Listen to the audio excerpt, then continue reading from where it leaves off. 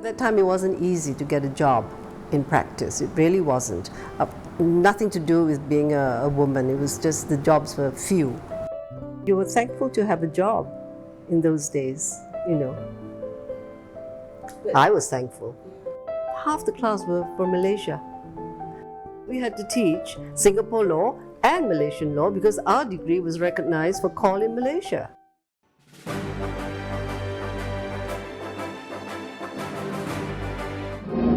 The flags are out, the big decorations are up, and it's prelude to Malaysia.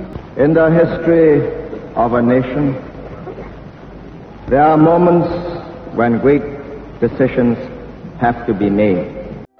Malaysians and us, there are a lot of relatives, friends, close friends. So we were all happy to be together. When Singapore became part of Malaysia, the judiciary came under the control of Malaysia, the federal government. Singapore went through a very difficult period as part of Malaysia.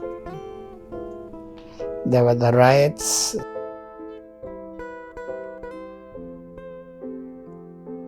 The feeling was tense. Curfew going on, and a lot of the curfew breakers were arrested during the racial riots.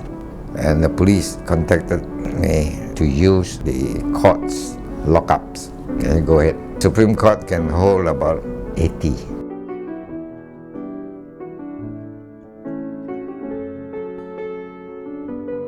Everybody was shocked, couldn't believe it. People were very worried as to what the future of Singapore was going to be. Even in those days, when Singapore became independent and the national anthem was being played, you would go to a cinema, and of course the encouragement in those days was that you should stand up for the national anthem. My whole family would actually stand up in the theatre. Nobody else would stand up. And you'll be hearing people shouting at you, cursing you, and making fun of you, and asking you basically to sit down.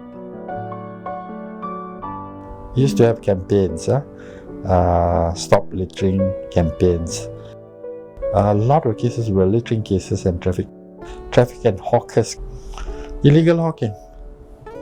They were selling things on the roadside, at entrances to public buildings or commercial complexes without license. And we also had to deal with orders relating to confiscation of the items seized. After our independence, well, the work of the Aegis Chambers have this added dimension of international work. Singapore joined the UN and its specialized agencies and participated in international conferences. I think there was a need to have a legal section in MINDEF. There was a concern about whether the world would accept us as a sovereign, independent state. But then our nation was young then, you see. We were only 3 years old, you know. We had no foreign service. I still remember the foreign ministry in City Hall was just a suite of a few rooms, you know, with Mr. Rajaratnam and just a few fellows, you know. We had no UN division. I was just told that, you know, your job is to go and listen and learn and to report back, you know, and help us to understand better how the UN works, to make friends for Singapore. I was asked by Dr. Koh Eng Tian to help to set up NTUC Income.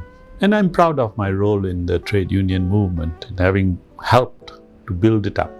There's a lot of satisfaction to do that, more than even my law practice at times, to see income, let's say, grow. My first job was to ensure that we are accepted by the world as a sovereign and independent state, which I think I accomplished in my 3 years. Well, you never did these things with a view to getting a reward for it. You did it because you felt that it was important. I'm not interested in prestige or money, so I was asked to do it. And as a good son of Singapore, I said, okay, I'll do it. Basically, very proud to be a Singaporean. And I'm very happy living here, especially when you've gone off somewhere and you're coming back, you're landing in Changi Airport, there's a special sense of relief and you're home, you know.